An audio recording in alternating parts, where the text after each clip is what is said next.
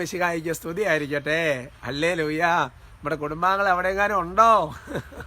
ഒരനക്കമൊന്നുമില്ല. കുഞ്ഞുങ്ങളെ ഹലോ. അതെ, ഇന്നലെ പിന്നെ നമ്മുടെ കുറവലങ്ങാട് സായാഹ്ന കൺവെൻഷൻ്റെ അത് കാറിനിട്ടതൊക്കെ അയച്ചു കൊടുത്ത് പലരും വിളിക്കുകയൊക്കെ ചെയ്തോ. കുടുംബാംഗം എന്ന് പറഞ്ഞിട്ട് ചുമ്മാ വെറുതെ അങ്ങനെ ചെയ്യരുത്. കുടുംബാംഗങ്ങളെ നന്നായിട്ട് സുവിശേഷത്തിന് വേണ്ടി വർക്ക് ചെയ്യണം കേട്ടോ. നിങ്ങളോടല്ലേ ഇങ്ങനെയൊക്കെ പറയാൻ പറ്റുള്ളൂ. Price the Lord. പ്രിയമുള്ള സഹോദരങ്ങളെ, ഇന്ന് ഞാൻ കാർഡ് ഇട്ടിട്ടുണ്ട്. നമുക്ക് കുറവലങ്ങാട് PDM സെൻറ്ററിലുള്ള ഈ 2-ാം ശനിയാഴ്ച 9-ാം തീയതിയുള്ള വൺ ഡേ. അന്ന് യുവജനങ്ങളെ പ്രത്യേകം ക്ഷണിക്കുന്നു കേട്ടോ. പരീക്ഷ ഉണ്ട്. പരീക്ഷ ഉള്ളവരെ എനിക്കറിയത്തില്ല. എന്തായാലും നിങ്ങൾ ഇങ്ങോട്ട് പോരെ. പിന്നെ യുവജനങ്ങൾക്ക് തന്നെ പരീക്ഷയും തുടങ്ങിയിട്ടില്ല. പ്ലസ് ടുക്കാർക്ക് മറ്റവർക്കും ഇല്ലേ ഉള്ളൂ. അപ്പോൾ അതുകൊണ്ട് നിങ്ങൾ എന്തായാലും ധൈര്യമായിട്ട് പോരെ കേട്ടോ. നമുക്ക് സംസാരിക്കാൻ സാഹചര്യമുണ്ട്, സ്പിരിച്വൽ ഗൈഡൻസിന് സാഹചര്യമുണ്ട്. ഞാൻ നിങ്ങളെല്ലാവരും വ്യക്തിപരമായി കണ്ട് പ്രാർത്ഥിക്കും.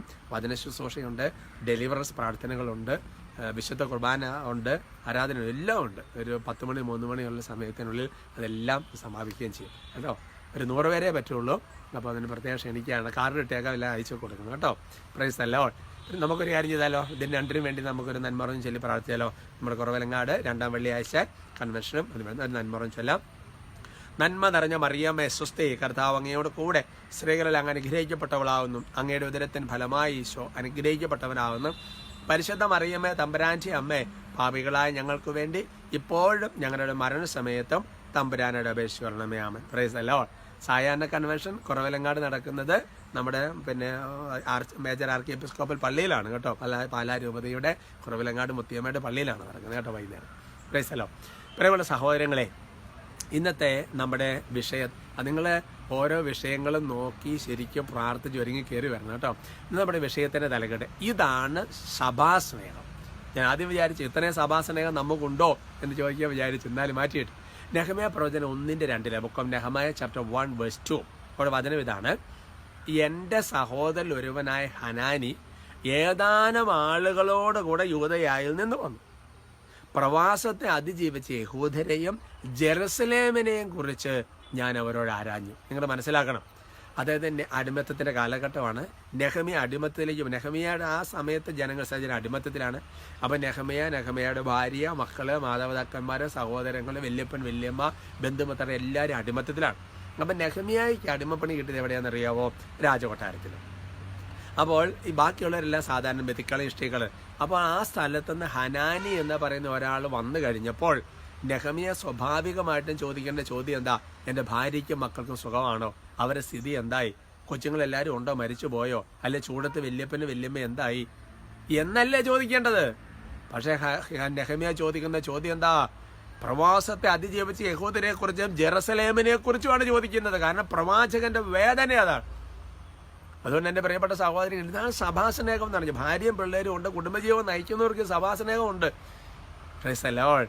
അപ്പം അതുകൊണ്ട് എൻ്റെ പ്രിയപ്പെട്ട സഹോദരൻ, വൈദികനാണെങ്കിലും സുസ്ഥരാണെങ്കിലും ബ്രദറാണെങ്കിലും സ്വസ്ഥാകം പഠിക്കുന്ന കുട്ടിയാണെങ്കിലും കല്യാണം കഴിഞ്ഞാലും കഴിഞ്ഞിട്ടില്ലെങ്കിലും കുടുംബസ്ഥനാണെങ്കിലും ഏതവസ്ഥയും നമുക്കൊരു സഭാസ്നേഹം വരണ്ടേ. അതുകൊണ്ട് എൻ്റെ പ്രിയപ്പെട്ട സഹോദരങ്ങൾ, അതുകൊണ്ടാണ് ഞാൻ കഴിഞ്ഞ നാളുകളൊക്കെ ഒരുപാട് പ്രാർത്ഥന വരുന്നത്. ഞാൻ ഓർക്കണം, അമേരിക്കയിലൊരു ബിഷപ്പ് പിന്നെ പറഞ്ഞിരിക്കുന്ന ഒരു 9 മാസത്തേക്ക് കണ്ടിന്യൂസ്, നിങ്ങൾ ആ വീഡിയോ കണ്ട ഗുഡ്നസ് TVയിലുണ്ടായിരുന്നു. പിന്നെ ഒരു പ്രധാനപ്പെട്ട ഒരു മെത്രാന്, മെത്രാണ്. അപ്പോൾ അതുകൊണ്ട് എൻ്റെ പ്രിയപ്പെട്ട ഒരുപാട്, അപ്പോൾ സഭയ്ക്ക് വേണ്ടി അതുപോലെ നമ്മൾ പ്രാർത്ഥന ഉയർത്തണം. നമ്മൾ നന്മ പറഞ്ഞാലും ചെല്ലുന്നുണ്ടല്ലോ അല്ലേ, നന്മ പറഞ്ഞാലും അല്ലേ, ഡാനിയൽസ് ഞാനൊക്കെ പറഞ്ഞായിരുന്നല്ലോ. അപ്പോൾ അതുകൊണ്ട് എൻ്റെ സഹോദരൻ, നമുക്ക് എപ്പോഴും സഭയെക്കുറിച്ചൊരു വേദന, ഒരു ഉത്കണ്ഠ, അങ്ങനെയെല്ലാം നമ്മുടെ മനസ്സ് നിൽക്കണം. അങ്ങനെ കാര്യങ്ങൾ അറിയുകയും പ്രാർത്ഥിക്കുകയും ചെയ്യണം. എന്നാൽ നെഹമ്യ ചെയ്യുന്ന കാര്യം പിന്നെ തുടർച്ചയായിട്ട് 3 ഉപവാസം എടുക്കുന്നു, പ്രാർത്ഥിക്കുന്നു, കരഞ്ഞു നിറോളിക്കുന്നു. അതേപോലത്തെ ഒരു അവസ്ഥ വരണം നമുക്ക് അല്ലേ, സഭയോടുള്ള അതുപോലെ സ്നേഹം വരണം. അപ്പോൾ അതുകൊണ്ട് ഈ വചനം വെച്ച് നമ്മൾ പരിശോധിച്ചാൽ അറിയാൻ പറ്റുള്ളൂ അല്ലേ. ഇപ്പോൾ ഉദാഹരണം പറഞ്ഞാൽ ഒരു രോഗം വരുമ്പോൾ അതിന് പറ്റുന്ന ഒരു സാധനം വെച്ച് പരിശോധിച്ചാലേ അറിയാൻ പറ്റുള്ളൂ എന്ന് പറഞ്ഞത് പോലെ ഇത് വചനം വെച്ച് പരിശോധിക്കണം. പക്ഷെ പ്രത്യേകം അനുഗ്രഹിക്കട്ടെ കേട്ടോ.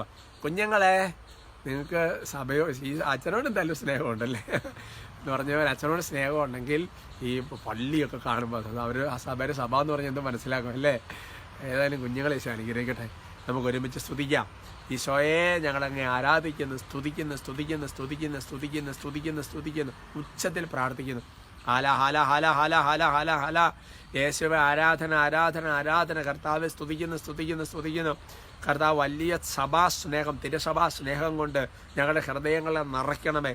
കർത്താവായ ദൈവം അത്ഭുതകരമായി സഭയെ താങ്ങാൻ തക്കവെന്ന് പ്രാർത്ഥിക്കാൻ കൃപ ഞങ്ങൾക്ക് നൽകണമേ. കർത്താവായ ദൈവമേ, കുടുംബങ്ങളെ ആശീർവദിക്കുന്നു, വ്യക്തികളെ ആശീർവദിക്കുന്നു, വ്യക്തിപരമായ പ്രാർത്ഥനാ നിയമങ്ങളെ ആശീർവദിക്കുന്നു. കർത്താവെ, പ്രത്യേകിച്ച് മധ്യസ്ഥ പ്രാർത്ഥന ചോദിച്ചുള്ള നിയമങ്ങളെല്ലാം ആശീർവദിക്കുന്നു. ദൈവമേ, ഇവരുടെ എല്ലാ ആവശ്യങ്ങളും ഈ ആശീർവാദം ഫലദായകമായി തീരട്ടെ കർത്താവെ. എന്തെങ്കിലും സങ്കടം അനുഭവിക്കുന്നുണ്ടെങ്കിൽ ആശീർവാദ സമയത്ത് സന്തോഷം കൊണ്ട് നിറയട്ടെ കർത്താവെ. നിരാശപ്പെട്ടിരിക്കുന്നവരെ പ്രത്യാശ കൊണ്ട് നിറയട്ടെ കർത്താവ്. ഭയപ്പെട്ടിരിക്കുന്ന ഒരു ധൈര്യം കൊണ്ട് നിറയട്ടെ കർത്താവെ. മുന്നോട്ട് പോകാൻ വാതിലില്ലാതെ അടഞ്ഞു കിടക്കുന്നവർക്ക് യേശുവിന്റെ നാമത്തിൽ വാതിൽ തുറക്കപ്പെടട്ടെ എന്ന് പ്രാർത്ഥിക്കുന്നു. എൻ്റെ പിതാവേ, കരുണ കാണിക്കണമേ. ഈശോയുടെ കുരിശുമരണത്തിൻ്റെ യോഗ്യതയാൽ പിതാവേ പ്രാർത്ഥിക്കുന്നു. ഓർക്കണമേ, ഇപ്പോഴും എപ്പോഴും എന്നേക്കും. ആമേൻ.